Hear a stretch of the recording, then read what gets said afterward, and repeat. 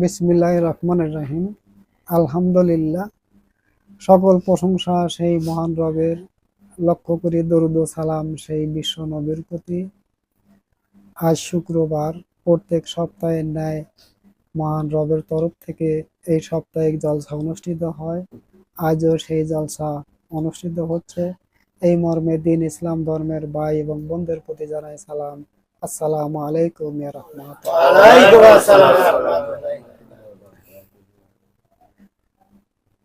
আমরা দিন ইসলাম ধর্মের যে দলিল আমরা পেয়েছি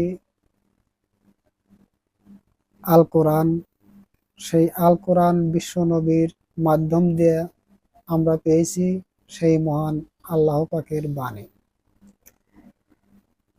আর সেই মহান আল্লাহ পাকের বাণী যে আল কোরআনে যাহা সত্য আছে, সেই সত্যকে হওয়ার জন্যেই এই বিশ্ব নবী হযরত মুহাম্মদ সাল্লাল্লাহু আলাইহি সাল্লাম আমাদের মাঝে এই পাক কোরআন রেখে গেছেন এবং পৃথিবীর শেষ মানুষটা পর্যন্ত এই পাক কোরআন দলিল থাকবে দিন ইসলাম ধর্মের নামে।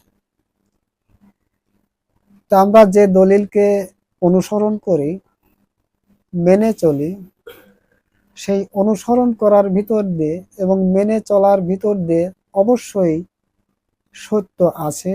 কোন উদ্দেশ্যে আমরা আল কোরআনের আদেশ এবং নিষেধ মেনে চলি, সেই উদ্দেশ্য মাফিক আমাদেরকে আল কোরআনের হুকুমত মানতে হবে। আমরা যদি উদ্দেশ্যবিহীন যদি কোরআনের আদেশ উপদেশ এবং নিষেধ মেনে থাকি, তাহলে কখনোই সফলতায় একজন মানুষ আসতে পারবে না। কারণ আমাদের একটা নিয়ত এবং উদ্দেশ্য আছে, যেন আমরা পরবর্তী জীবনে মানব জীবন নিয়ে ফিরে যেতে পারি আকিমুস সালাত কায়েমিত্বর ভিতর দিয়ে, এবং আমরা যেন মুসলমান হতে পারি এবং মুমিন হতে পারি। এটা একটা উদ্দেশ্য।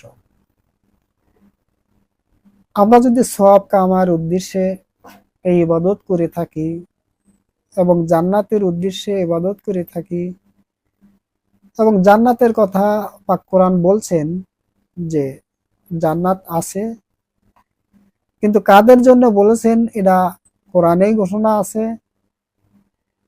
মুতমাইনার জন্য এবং যারা মুমিন হয়েছে, মুতমাইনা হয়েছে, পবিত্র হয়েছে, তাদের জন্যই এই জান্নাত। আমরা যদি সেই মুমিন হতেই না পারি, সেই আত্মশুদ্ধি, আত্মপবিত্র এবং অস্তিত্বকে পবিত্র যদি করতে না পারি, তাহলে কিভাবে আমরা জান্নাতে যাব? কখনোই সম্ভব নয়। আমরা সেই জান্নাতের আশা যদিও করে থাকি, যদি আমাদের নিজেদের এবং নিজের আত্মাকে যদি পবিত্র না করতে পারি, তাহলে পবিত্র জান্নাত কখনোই আমরা আশা করলেও পাব না।